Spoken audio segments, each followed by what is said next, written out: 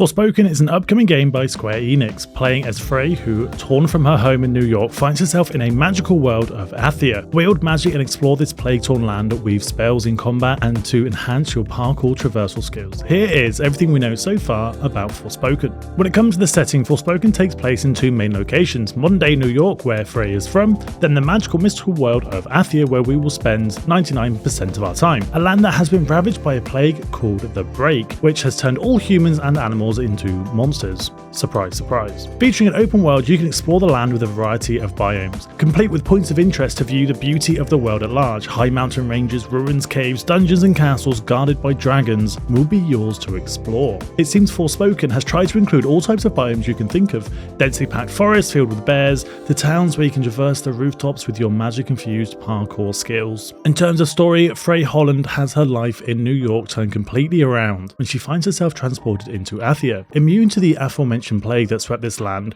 we will follow Frey as her journey home is sidetracked by a sentient bracelet. Convinced by the local people, Frey attempts to rid the land of the evil brought about by the plague, including who are presumed to be some of the elite fights you'll come across, known as the Tanters, the rulers of Athia before the plague corrupted them. Once wise and powerful individuals, now corrupt, they will be the main antagonists in Forspoken. The story will give us reasons to visit and explore the world, fighting the corruptions with the magical powers provided by the bracelet and that are upgraded as you explore and investigate your surroundings. Magic plays a huge part in Forspoken, with Frey coming across a sentient bracelet nicknamed Cuff, which will provide the player with the ability to fuse and weave magic in and outside of combat. Spells can be used at both close and long range, while needing to blend these two modes together, as enemies are usually weak to one kind of magic, either close or ranged, requiring the player to switch up their methods depending on who they are facing. The magic system extends outside of combat, where Frey can use it to enhance her travelling and traversal abilities, moving at faster speeds, jumping higher, all in the beautiful spectacle of light and effects. The magic-infused traversal also makes its way into the combat system to dodge enemies or avoid attacks completely.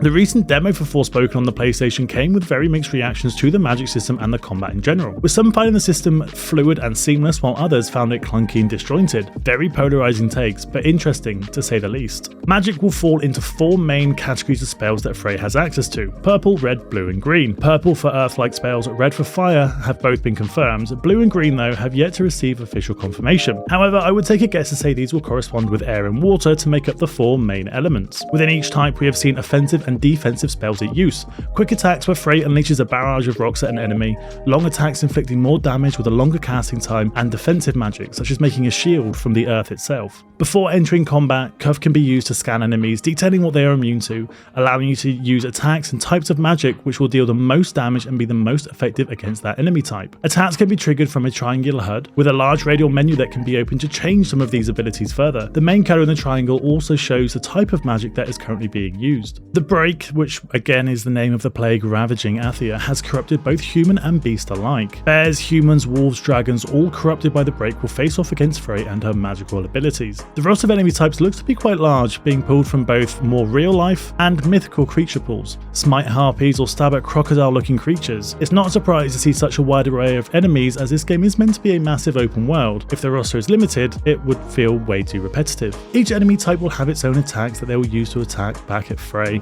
and like will have their own weaknesses to be exploited.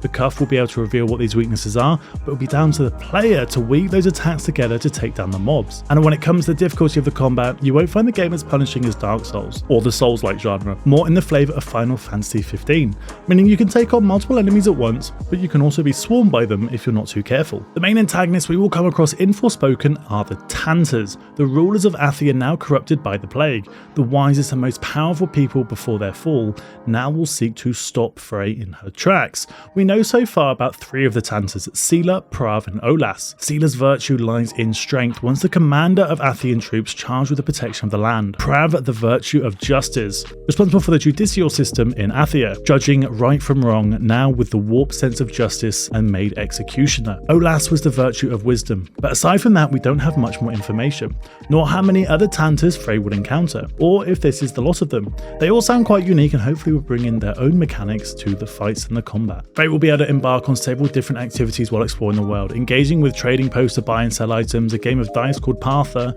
and so much more. Monuments can be discovered through the world, providing a boost to stats when interacted with, or providing a flashback detailing some of the past from the Athian history. Dungeons come in the form of locked labyrinths containing valuable materials materials and items for crafting, but being a dangerous place to explore with enemies hiding around every corner. Alongside spell and combat challenges that can help to enhance your skill set or even discover new spells from the Founts of Blessings. Other activities Frey can interact with include a photography system to take the most scenic or action-packed photos you can, taming Tanta familiars, because why not, and a whole crafting system to enhance and create new items for Frey to use. You can already get your hands on a demo for Forspoken. Though only available on the PlayStation and the Sony store, the demo is not a slice of the game, confirmed to be specially built as a demo, so the quests and encounters will not be found in the finished version. This could mean the game is vastly different from what is playable now, which in some cases isn't a bad thing. Criticisms have been made regarding the quests that were available in the demo, which thankfully have been confirmed are just ones made for that specific environment. How much else was only made for the demo purposes remains unclear,